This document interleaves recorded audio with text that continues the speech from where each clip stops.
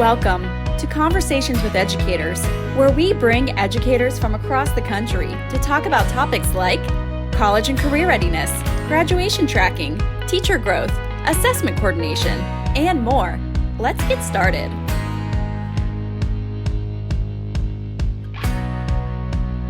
So as I said, welcome to our conversation with educators. My name is Amy Stock. I am a CSM here, or a customer success manager here at Education Advanced. And we are excited today to talk about spring evaluations and teacher retention. Definitely a timely topic. Our agenda today will go through with some introductions, and then we will just essentially start our conversation. And it is, like I said in the title, a conversation with educators.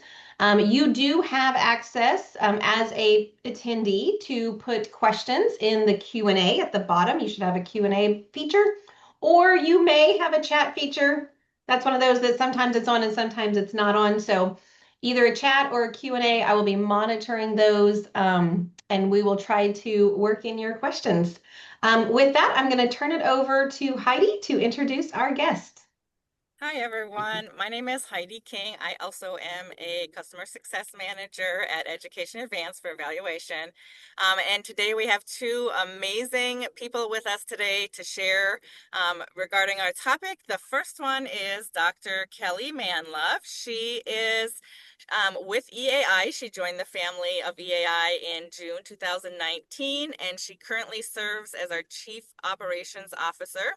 She brings 24 years of public education experience to this chat, including teaching, coaching, athletic administration, every grade level administration, with an emphasis on high school principalship. And she is a self-proclaimed lover of the Master Builder Scheduling Builder, where she worked at EAI with Cardonics for the sales team prior to coming to EAI for her role as Chief Operations Officer. So welcome, Kelly, Dr. Manlove. And then second, we have Victoria Simon, and she is the Employee Evaluation and Performance Manager at Grand Rapids Public Schools in Michigan. And if you're not familiar with Grand Rapids, that is a very large school. Her and I work very closely together, and she has done an absolutely amazing job of putting their evaluation system into a nice, structured, organized system that everyone understands.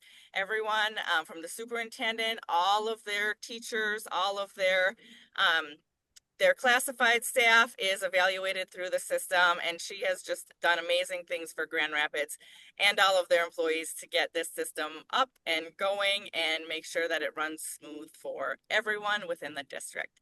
So I'm just going to start you guys off with a question, if you don't mind, and then we can kind of take it from there. So the first thing that I wanted to kind of bring up was the impact that evaluations have on teacher retention.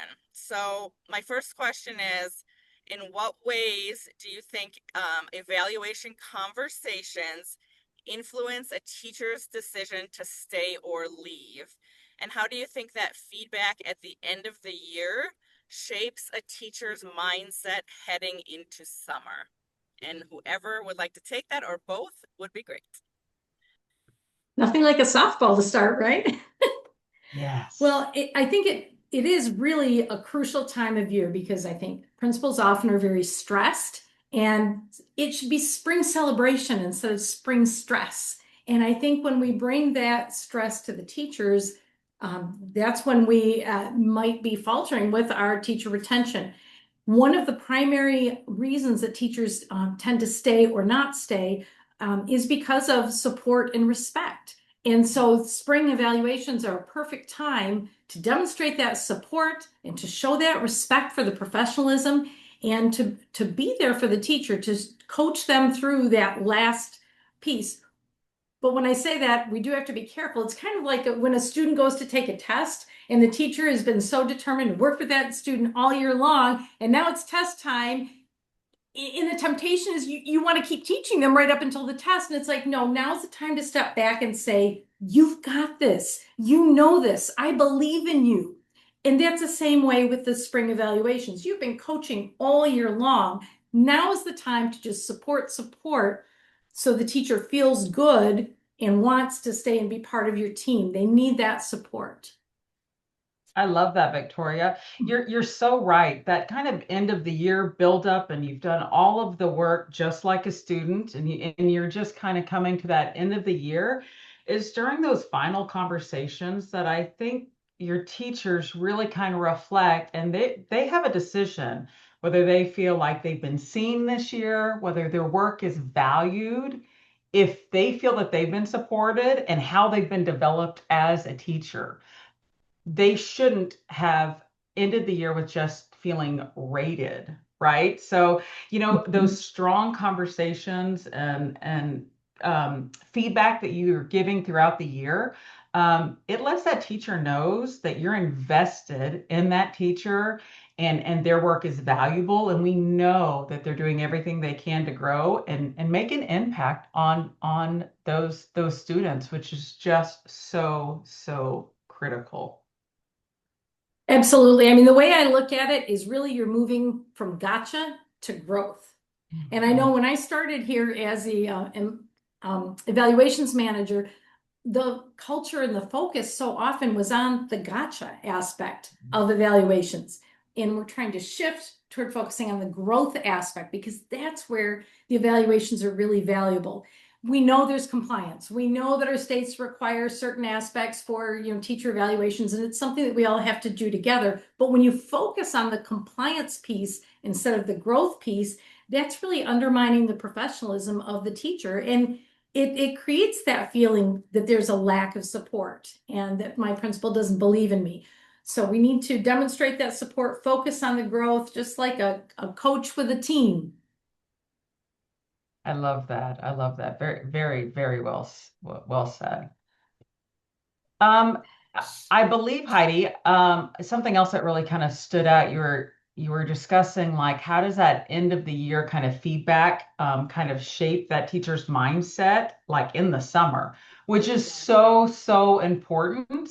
Kind of that feeling that they leave going into the summer. Like, are they feeling like energized, ready to learn? I mean, we are at our core, we are lifelong learners. Like that is what we are. That is who we are, right? So we can really help inspire kind of their mindset over that summer and where their focus can be.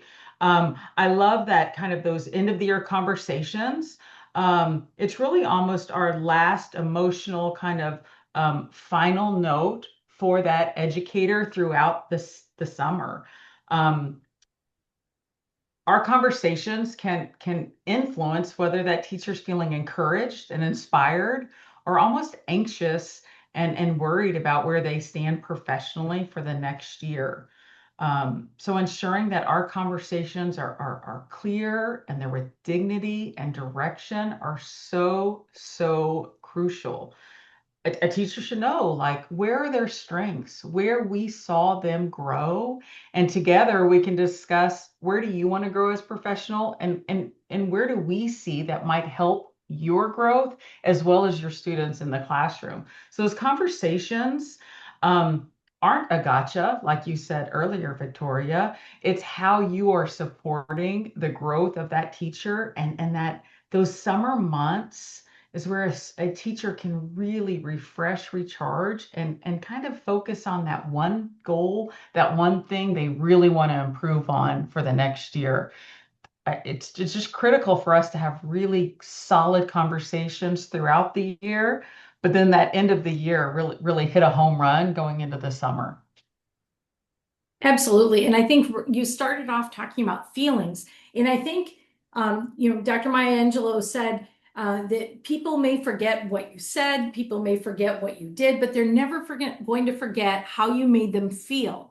And so I think that's true, that leaving at the end of the year with that feeling of my principal believes in me. And I think part of how we do that is we shift into self-reflection and have the teacher, you share with them the evidence of here's what I saw. Now, what do you think? And encouraging that self-reflection. So going to the summer, they are ready to grow themselves and come back in the fall, ready to move forward. Oh, Victoria, I love that. I love that. I think that oftentimes we find ourselves rushed, especially in the spring. It's very chaotic, and that's not an excuse. So I know myself, I oftentimes go in and take charge. It's kind of who we are, right? It's the Yeah. position we have. Take charge and want to dictate and get to what we see instead of saying, okay, this should be about teacher reflection, right? We should be asking, what are you proud of?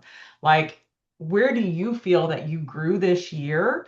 And then that's when we can go with really reinforcing that with specific classroom evidence. Like that's where we can go in and reinforce those patterns, whether maybe that teacher is working on student engagement or classroom structure or maybe some outside concerns that we've been working with that teacher that we've had conversations on. Start with them, right? And then we can work Mhm. together and define those very, very clear one or two next steps for growth, right? And so Right, just manageable having, bites. Mhm. yeah, having those conversations with them is just so critical. One of the things that we do, which I really appreciate, is with every observation and then with every post observation, when we're meeting with the teacher, we focus on three primary things. One is learning was best when, the next is learning could be better if, and then next steps. And by doing that, we start with the positive, of course. We all as educators know to do that. But even then, the critical feedback is learning could be better if. And Oh, so it's phrased in the positive. We show a concrete way to improve. We may help the teacher to self-reflect to come up with how could learning be better? Learning could be better if you did what, and have them self-reflect. And then those next steps, that actionable feedback, or some people like to say feed forward, because we're looking at the information that occurred. That's where the feedback part comes in. But the feed forward is that what happens after this? What did we learn based on the evidence? And then how can we apply that going forward? oh, I love that. I love the importance of the positive spin with Yes. the learning could be better if. I think that is so wonderful, Victoria. And I'm assuming like those are three phases that all of your evaluators use. And like, is that a very common teachers know and expect that repetition again and again?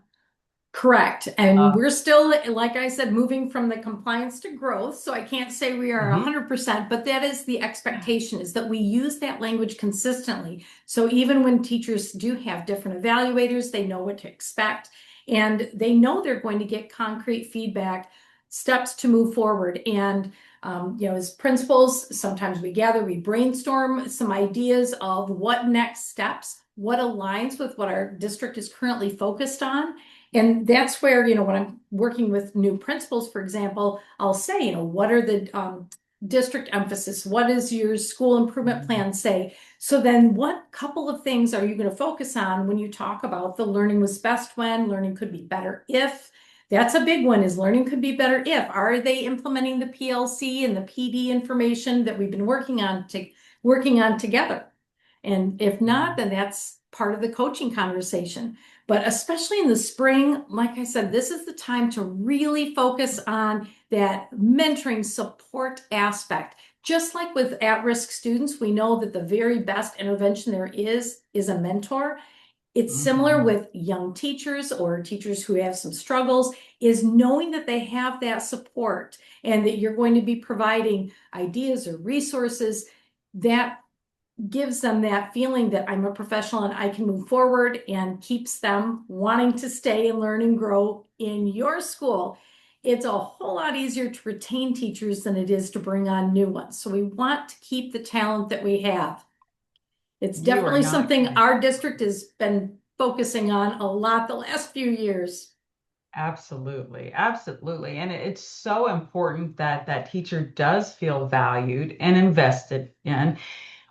We all know it is so tough right now. Retention of teachers is such a challenge. Mm. When I hear the framework that you all have implemented and are always striving for with every conversation, when I put myself in a teacher's shoes right there, Victoria, I would see myself walking away with a very clear of understanding of kind of what I'm doing well, right? And that is so important to start with, right? We're all very self-critical, right? So I know that I would hear first and foremost like what I'm doing well, which is so important, so important.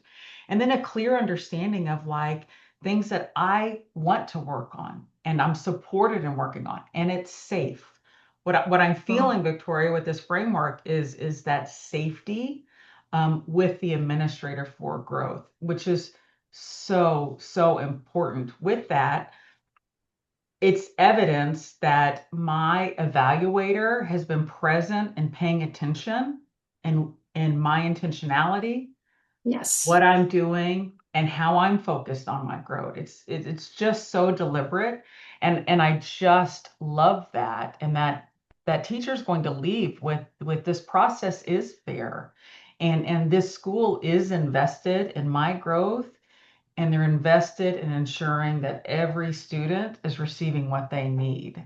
This is just absolutely wonderful.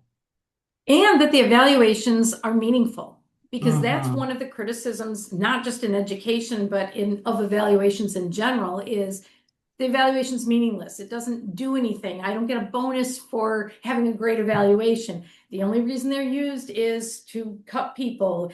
So by having this positivity and having it be meaningful to everyone who goes through the process, then it is something that they can look at as a growth tool instead of compliance. This is meaningful to you. This is what I saw and this is what I heard in your classroom. And so this is what is meaningful, like you said, it's relating right back to their room, their classroom, their instruction, and how to move it forward.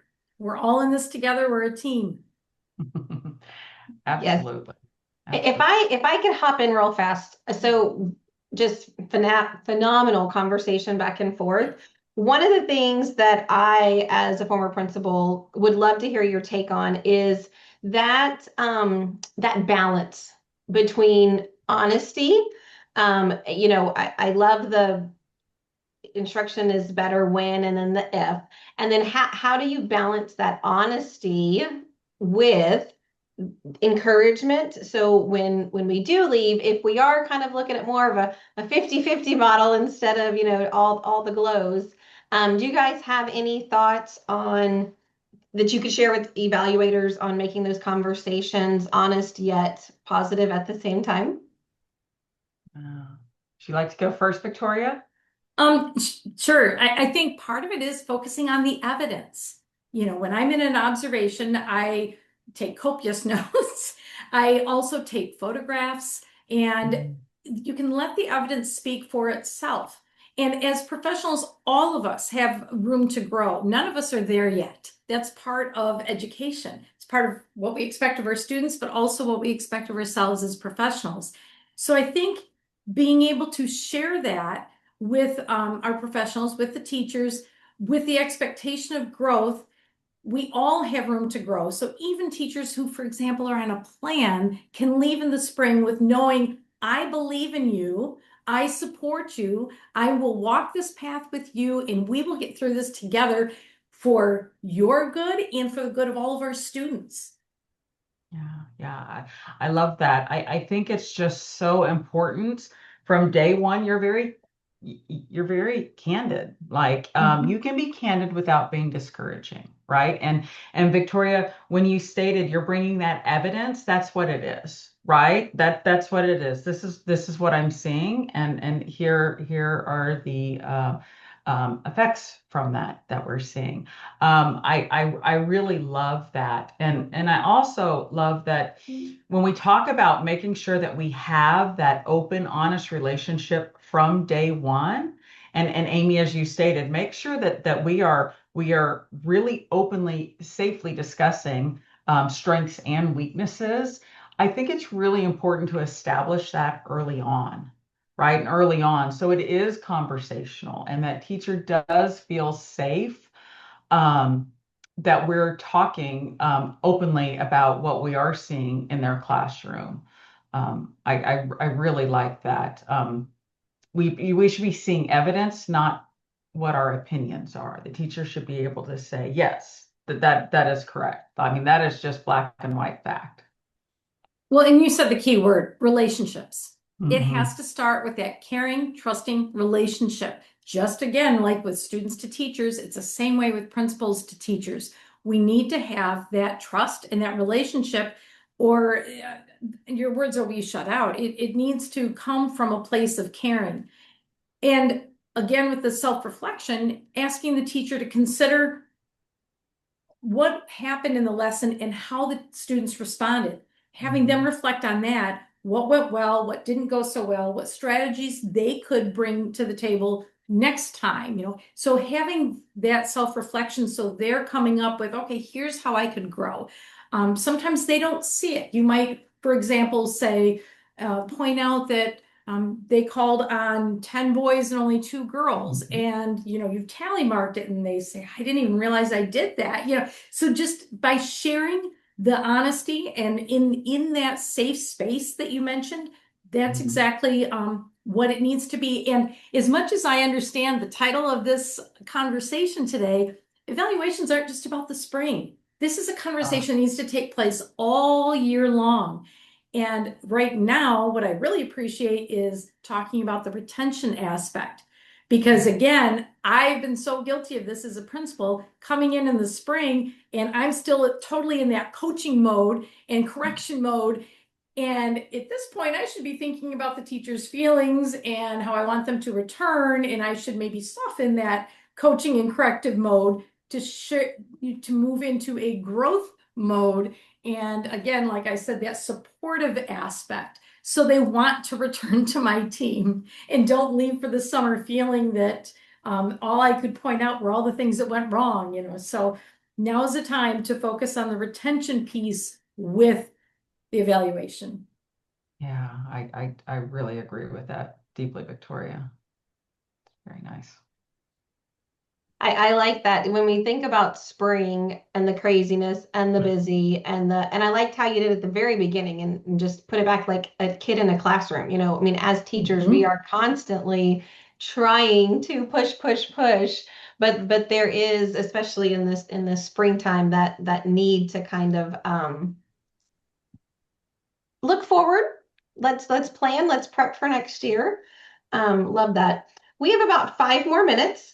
Is there anything that you two would like to share at this point? I do have another question or two I can prompt us with, but I don't want to take away from the nuggets that you two have. Just in your brain. So, is there something specific you guys want to riff off of real fast? Well, I mentioned the spring celebration instead of spring stress. And I think that's part of it too, is people grow when people grow what you highlight. So when you're bringing up all these positives, those are the areas they're going to focus on and they're going to grow. So if we can focus on spring celebrations, hey, it's been a tough year, but here we are. And look at, if you've got test scores to bring in or whatever you have to show, you recognize the growth that teacher has had and that her scholars or his scholars have had.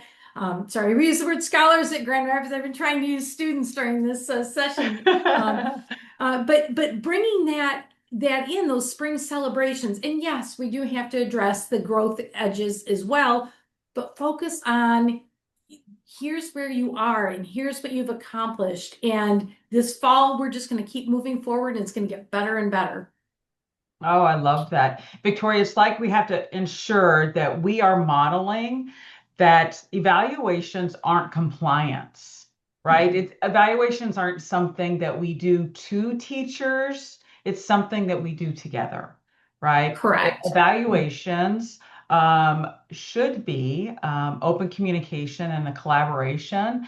If we treat it like a growth support mechanism, it can strengthen the entire culture of that teacher's professional career as well as our campus, which we know deeply impacts our students, right? I feel like every teacher that we have should leave knowing that their work matters, that his and her growth matters. It matters to them personally because we want to be the best educators we can be so that we can do everything we can for our students, right? We have to make sure that our teachers know that we are invested in their growth because their growth will impact our students' success.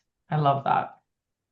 And when we do share our critical feedback, we need to be careful to make sure we're doing it with some humility. We're not necessarily an expert over the teacher in their area, but we're providing a mirror, a reflection of what we're seeing in the classroom that maybe they're not noticing. And so by sharing it with humility and support, we'll get a lot further than with the criticism and the should-haves.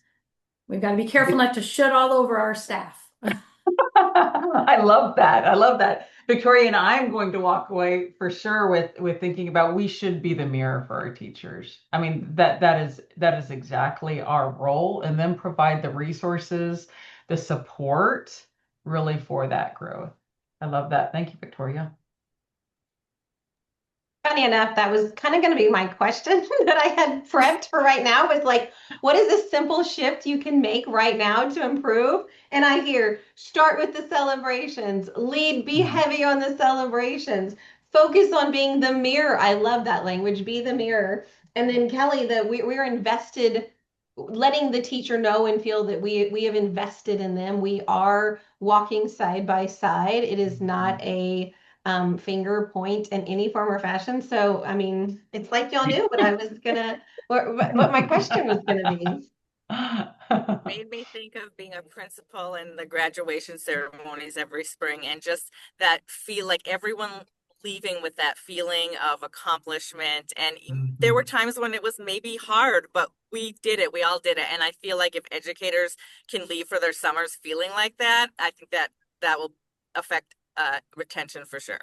What a Absolutely. beautiful comparison. Absolutely.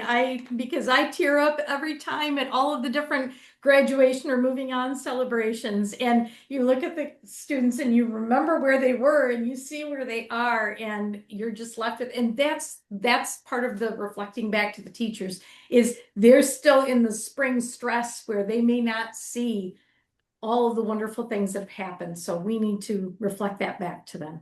I love that. And it feels our bucket. We have to realize that we must reflect and have someone hold a mirror to us as evaluators. How can I be a better evaluator for the staff? Right? Like to make sure that we are growing and evolving and kind of learning how to make sure that we are bringing better evaluations, improved conversations to our staff as well. I think that's just so critical. And for us to reflect on our own growth and celebrate our own growth as administrators, right? So make sure, and if you don't have a mirror yourself, have a wonderful colleague. Make sure that they have that mirror for you, and have someone to give that feedback and fill your own bucket with growth and make sure that you're feeling good about the work that you have done and the growth that you have helped on your campus and with that culture of your community going into the summer as well. Absolutely. Well, ladies, I appreciate you both being here today and talking through this. I hope all of our attendees got something out of it. I know as a panelist, I got something out of it. So definitely appreciate your time. Heidi, would you like to say anything? No, just thank you everyone for attending. That was a excellent conversation. I'm feeling very inspired right now. So thank you both so much. Well, Oh, thank you for this opportunity. It was fun. absolutely loved it. Victoria, thank you so much. So much. Thank And you. happy for the community of Grand Rapids that you're there helping grow evaluations there in the For community. sure. Thank you. All right. Thanks, everyone. Y'all have a great rest of your day. Thanks, Thank you. Amy. Thanks, Heidi. Thanks for joining us. If you want to learn more about college and career readiness, graduation tracking, teacher growth, assessment coordination, be sure to subscribe to our newsletter. Until next time.